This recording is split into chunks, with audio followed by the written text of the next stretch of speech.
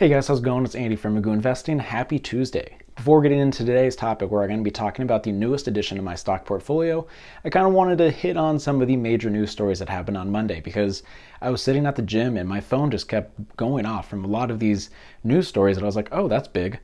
And then I get another alert and I was like, oh, okay, that's also pretty big. The first one I wanted to talk about is really interesting because it kind of switches up the direction that we've seen with the overall market. For pretty much the entire month of September, we've seen a decent amount of sell-offs, but it's mainly been coming from the tech sector, with the NASDAQ usually being the leader, or I guess the worst performing index overall. And today we saw a very different view of the market. The Dow was the one that was pulling down the overall market, and that was mainly because a lot of news stories about political uncertainty, some vaccine news, and worrying about the coronavirus being upgraded in places like the UK. And so there's a lot of uncertainty based off of that. And it's very different than what we've seen with the entire month of September so far. But the declines have continued. It's just a different part of the market is pulling things down. So in my portfolio, the things that were down was stuff like Southwest. And then the stock I bought was down around 3% after the open. And then I got an alert, which actually came from a video that I made like 2 months ago. And I totally kind of forgot about this stock. And then I looked at it and decided to take a position.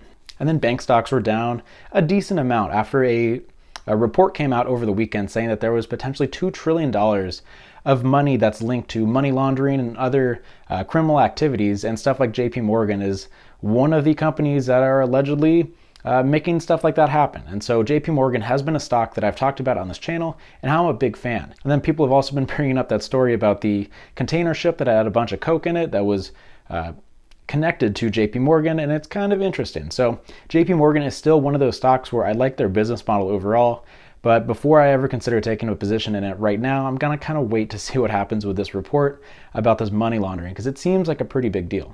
And then the founder of Nikola, the electric truck company, resigned actually. And it was very interesting because this came on the heels of an accusation by a couple different areas about the company lying to investors about what their product actually does.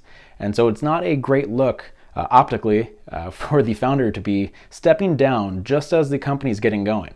And one of the really interesting parts is that Milton, which is the founder, now that he's gone, they have lost 100% of their revenue from the past quarter, where they made $36,000 by installing solar panels onto the CEO's house. So this is one of those stocks where from the longest time it seems so fraudulent. They have no money coming in and it's all based on hype. And the stock was down between 30 and 15% on Monday, as the news is pretty significant. It's going to be very interesting to see what happens with that going forward and to see if Tesla kind of bounces back, as their main competition is not looking so great anymore. But in today's video, I wanted to take a quick break from my sector breakdowns because this morning I wasn't really planning on buying into a stock, and then that alert went off and I decided I wanted to take the bait and actually buy into the stock. So today's video, I'm going to be giving the 3 reasons for why I just bought this stock.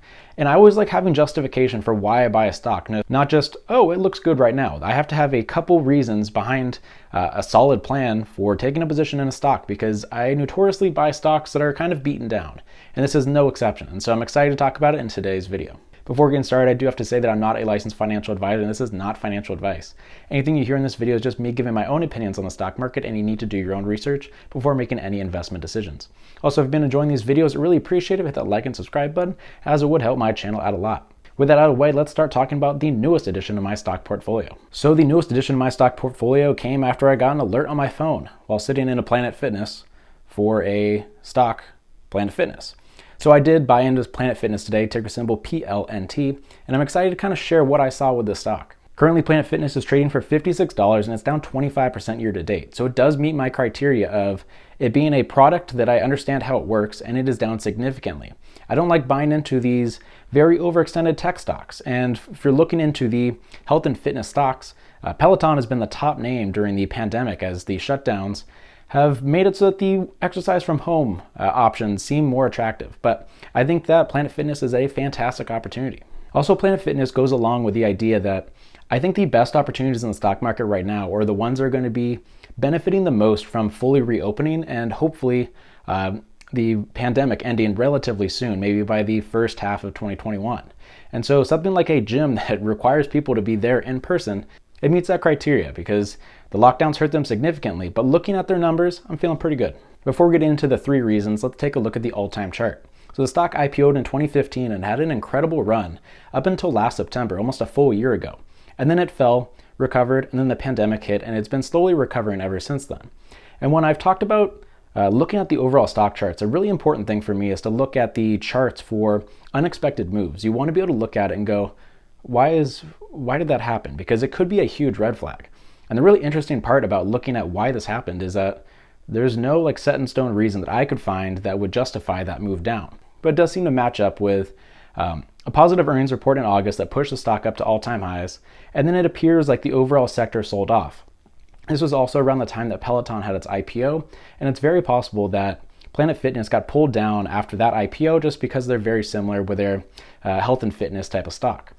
But besides that, they came off of all-time highs, they bounced back, and then they fell with the pandemic. So I'm not seeing a huge amount of red flags.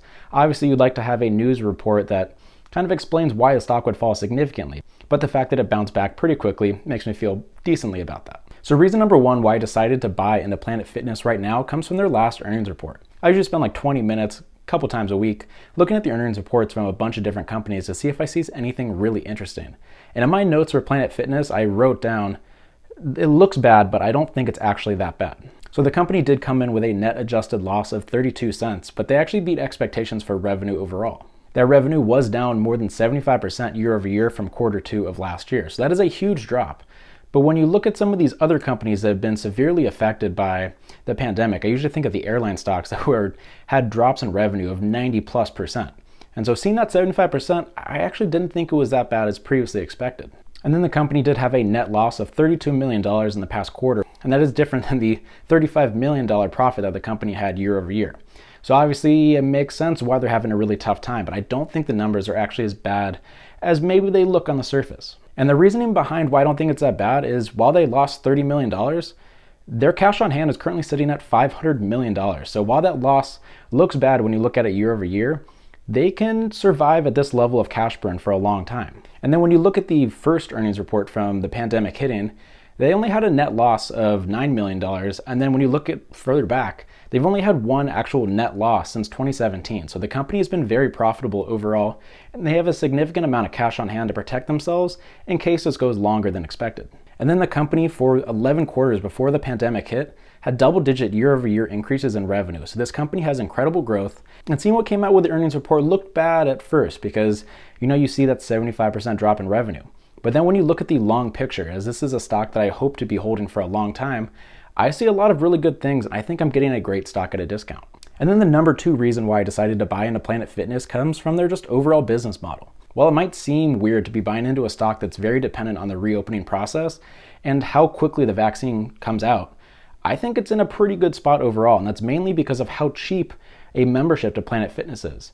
As someone like myself that just started going to Planet Fitness because I don't want to be paying like $90 to $100 a month for a gym after I just came out of probably the most expensive gym on the planet, being a college gym where you're paying for full tuition, having a $10 a month is very affordable for absolutely everyone at this point. And so one of the positives that I thought from this is that, say we have a second wave that pops up, I don't think I'd be canceling my membership of $10 a month if, say, we have a second wave and maybe the gyms are closed for a month or two. I don't mind spending $20 to avoid the hassle of having to cancel and then reopening my membership. And so I think that's going to be very common for a lot of places. And when you look at the other gyms that have been really struggling, we had Gold's Gym that filed for bankruptcy during the pandemic. And as I mentioned from the net loss that was relatively small compared to their cash on hand, it seems like many people have been doing the same thing, especially going into a time where I think that the overall price of things is going to be a huge factor of the success for businesses, which is why I'm a huge fan of something like a Southwest in the airline space, because they're one of the more discounted airlines. And so looking at Planet Fitness, I think it's really interesting that their overall business model, the average gym has 7,500 members. And on any given day, they average between 700 and 800 people coming in. So the vast majority of people are not coming in on a daily basis. And that's something that I think will continue or maybe even widen as the pandemic continues to go on. And so I've seen that in my own gym where I go at like 6 in the morning and there's been like 7 people in there with me, but the rest of the people are still paying for their membership. Also going back to when I talked about McDonald's, Planet Fitness is in a similar spot where they really benefit from having a majority of their locations being owned by franchisee owners. And so Planet Fitness only owns 5% of their overall properties. It kind of protects them from the short-term chop.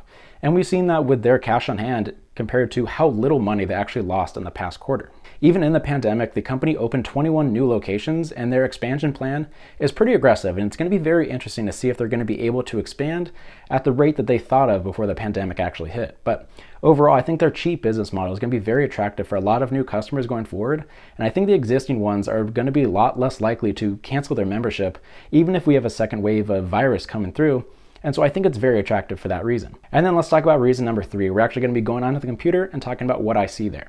So here we are looking at the Planet Fitness charts. The things I like charting out the first time I open up a chart is the recent lows. This is from the pandemic where it dropped from $88 down to $23.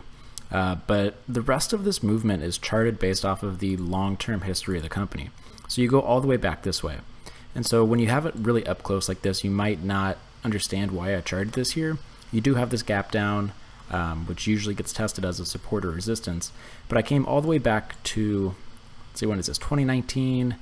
Yeah, early and late 2019. And I just charted this out when I made my video on the Becky stocks, the stocks that have outperformed the market every year for the past 5 years. And during that video, I put an alert over here for like the $56 mark. And so I got that alert when it broke through that. And the first thing I always like to do when a support gets allegedly broken or the stock goes into my zone is I like to go to the 1 day, I'll go to the 5 day, 5 minute and see what happens. And so say this immediate sell-off happens at the beginning of the day and it continues. That's a sign that the support was broken. And that means that you're gonna have to look to see where the next area of support could be. But what I saw is it came down and immediately pushed back up. And so my average price, if we open up Active Trader, is at 55.68. So let's see, where was that? 55.68. So I made sure to wait for it to come back. It seems like it retested the zone. And then I think I got in around 55.68. It's like right as it burst out of the zone. And so at this point, I'm up a couple of percentages already. And this is based off of a purely technical trade. Obviously, I have the analysis of the fundamentals of the company, but based off of the support and resistance, it seemed like a pretty easy trade for me. This isn't the most technical when it comes to like how thick the zone is, but it's something I felt pretty confident in because the area where I'd probably cut losses is if it dropped below this recent low. And so I'll probably set an alert here just in case, just so I can watch to see what happens. But this will be an interesting trade because we've had higher lows. We've also had lower highs from before the pandemic. So it'll be very interesting to see where the stock goes. This is something where I took a relatively small position and I'm comfortable with some day-to-day chop, but it'll be very interesting. When we go to the daily candles, this is what you like to see.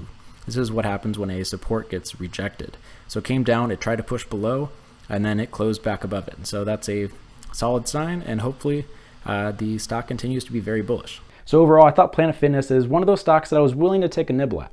This is a relatively small position. I actually bought the shares based off of me selling 2 covered calls, my Sonos position. And so I feel pretty good about this. If things start going better with the reopening process, I might consider adding to this position. But this is a position that is small enough where I'm comfortable if it continues to fall. Obviously, the charts have not looked the greatest as a result of the kind of the ups and downs of the news cycle when it comes to the pandemic. But I think the long-term potential of this company is really good. They have a fantastic track record of increasing their revenue from every quarter, and I feel very good about this for a long-term position. So let me know what you thought about Planet Fitness and my analysis of it in the comment section down below. Thanks for watching. I appreciate all support, and I will see you next time.